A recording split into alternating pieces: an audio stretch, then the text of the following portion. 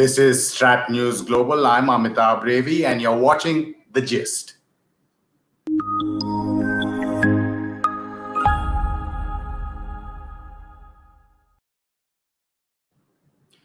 Joining us from the capital, we have Ambassador Pham Sanh Chau. He's Vietnam's envoy to India. Ambassador, thank you so much for your time.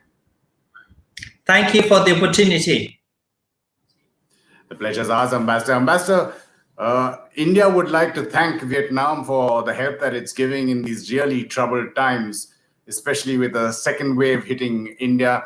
The equipment that is most needed by Indians across our country, ventilators, oxygenators, 2 batches of that. One has already come.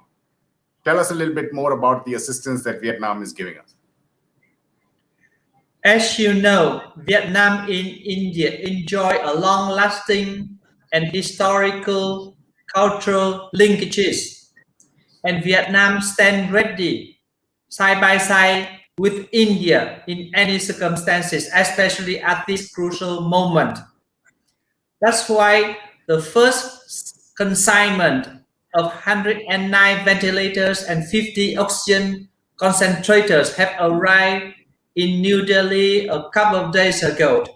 And as we are speaking, 1,262 oxygen cylinders, 200 oxygen generators, and 75 ventilators are being uploaded to an Indian Navy ship in Ho Chi Minh City. And that ship is leaving Ho Chi Minh City for Chennai tonight. This is just the first batch of supply provided by the government and people of India, of Vietnam to India.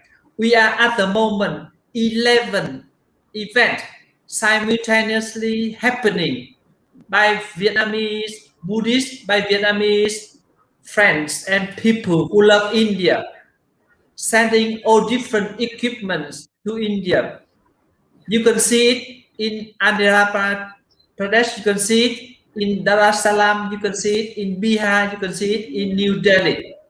So I think this reflects the solidarity of the Vietnamese people to Indian friends, but also this reflects also the love and the compassion that Vietnamese people reserve for India and her people. Ambassador, Indians, of course, thank you for help in their time of need. We've also been helping countries around the world when we could, and we will undoubtedly restart that. I wanted to get your impressions on the progress that has been made multilaterally to handle the pandemic and its effects. We've seen, the Quad countries plus Vietnam plus South Korea plus New Zealand having regular conversations of how to assist each other. I think it was the US Deputy Secretary of State Begun who started those conversations, and our Foreign Secretary Harsh Shringla with the foreign ministry officials from Vietnam as well as the other countries I mentioned have been working on that. Tell us a little bit more about the initiatives that the Indo-Pacific is also doing to help each other. I think that a lot of news are being carried about the efforts of many countries in the world. It could be seen in the UN forum. It could be seen through the COVAX system. It could be seen also through Quad Plus. Vietnam is working closely with all countries in the international organizations in order to tackle the pandemic. We are also working with Indian friends in order to have joint development and manufacturing of vaccines. At the moment, we are approaching the Hyderabad-based Biotech in order to explore the possibility of purchasing COVAXIN for Vietnam. And Vietnam is supporting India's effort in order to get approval from WHO and European Unions to approve the use of COVAXIN in emergency uses. So Vietnam also working with India in order to have the third phase trial of Vietnam-made vaccine, and we are thinking of a joint development of that vaccine in India. So therefore, there are so many initiatives collectively, multilaterally, and bilaterally in order to fight against the pandemic. And Ambassador, this Quad+3, we just showed the statement that the Ministry of External Affairs had issued after the meeting, I think on the 11th of May, or the talk, telephonic talk that the countries had. It is looking at supply chains, because the pandemic and the situation geographically, strategically, vis-a-vis what China is doing, has made countries realize that they cannot be dependent for supply chains on one country, right? That's true. The pandemic has showed the fact that no country can depend on a single source of supply. And it is very important for all of us to diversify our source of supply, especially for the medical supplies. And we are all on that. Trend. In terms of this particular grouping, which is dubbed in certain circles as the Quad+3, now one of the reasons is because China has been that country which has been, supplying a lot, and there have been political issues with that. Beijing has a problem with the Quad. What is Vietnam's position in this grouping? Vietnam at the moment have a position concerning Indo-Pacific, which has been reflected in the outlook adopted by the ASEAN countries.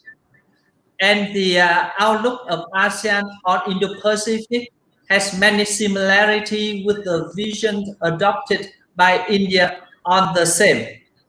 So we hope that we will be able to work closely together to address all the problems faced by humanity, especially at this conjuncture of fighting against the pandemic. Sure. We're also playing out some statements that have come out from the Ministry of Foreign Affairs in Vietnam, where, you have sovereignty issues with China, just like India has had, and there have been issues with that. How is Vietnam tackling that, despite the fact that it cooperates a lot with China?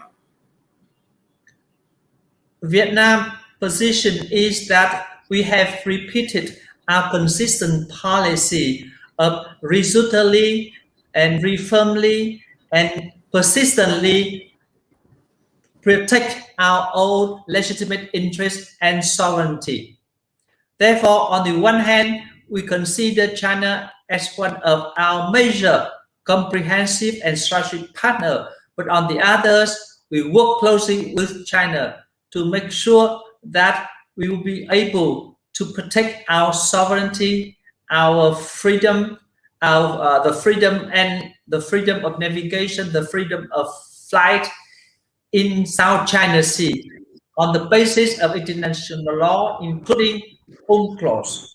And we also convey our message to China that we need to work together in order to respect the legitimate interests of all the parties concerned on the basis of international law, and we should not use or threat to use of force, and we need to settle all dispute through peaceful settlement in the context of UN international law, including UNCLOS. Ambassador Pham Sanh Chau, as you're saying, India has the same position when it has been faced with Chinese aggression. But India and Vietnam and our ties, strategic comprehensive ties, the partnership, Prime Minister Modi and your Prime Minister spoke in December. There was a summit, of course, online. What about defense ties? Because even though both countries want to achieve everything peacefully, both countries are also preparing for any necessary needs that it has defense-wise. Tell us about the progress on India-Vietnam defense ties. Cooperation in the field of defense and security constitute one of the 5 pillars that underpin the comprehensive strategic partnership between Vietnam and India. Therefore, we have a very high tendency of military delegations exchange between the two countries. In addition to that, we have been receiving a great amount of assistance from India in terms of capacity building.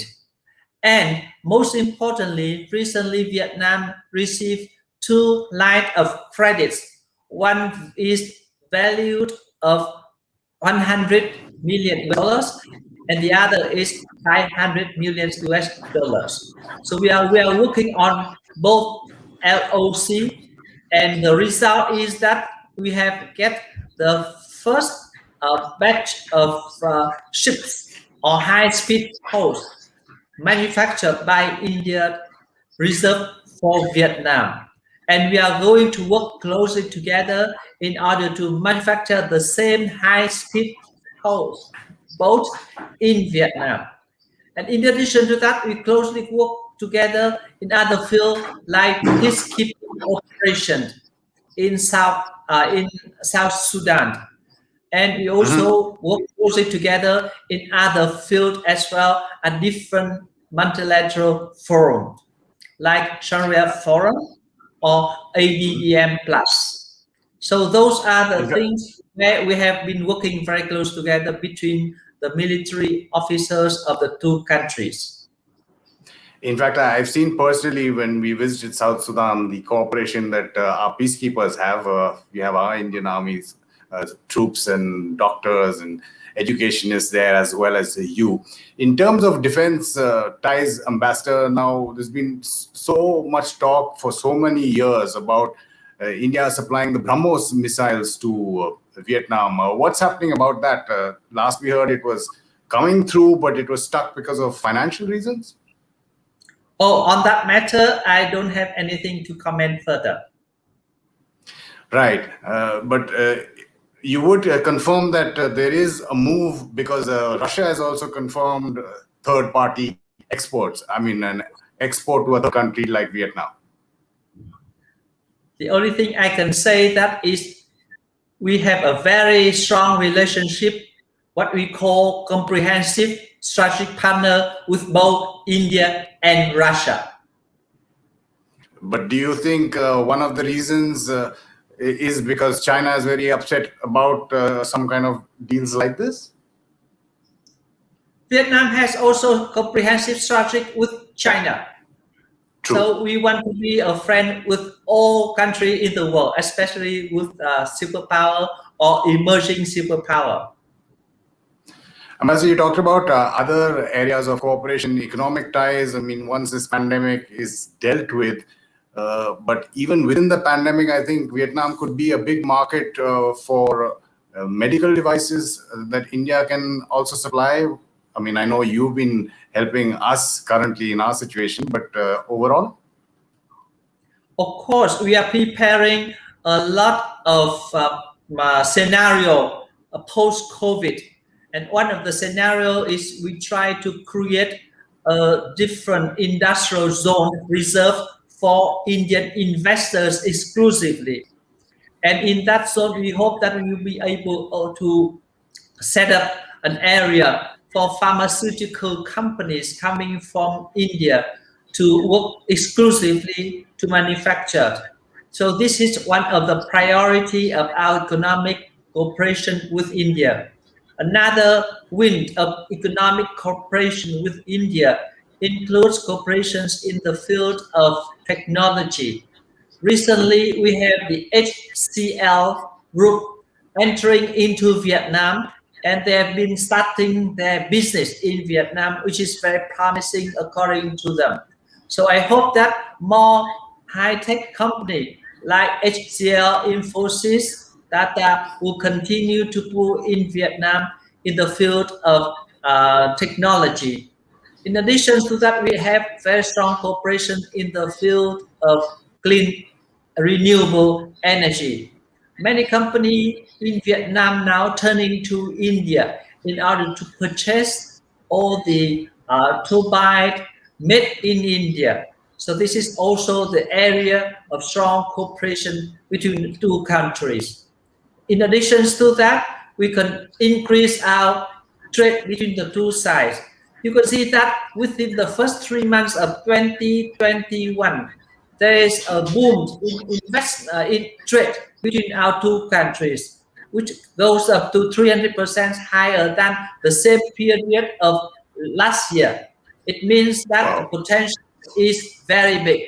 We just need to untap that potential for the benefit of our two nations. And I think the National Assembly, which is currently meeting, will also resonate that potential between India and Vietnam. Ambassador Pham Sanh Chau, absolutely appreciate your time on StratNews Global. Thank you so much. Thank you very much for the invitation. It's been our pleasure. Just a reminder to all our viewers to click on that bell icon on YouTube. That will notify you when we put up videos like this one. To also subscribe to increase our subscriber base on YouTube. You can also support our kind of journalism financially by going on to our website. We have put up details that you can use, whether it's through your cards or your net banking. And we do also have a UPI means to help us financially. Do follow us on Twitter, on Facebook, and Instagram as well. This is The Gist on StratNews Global. I'm Amitabh P.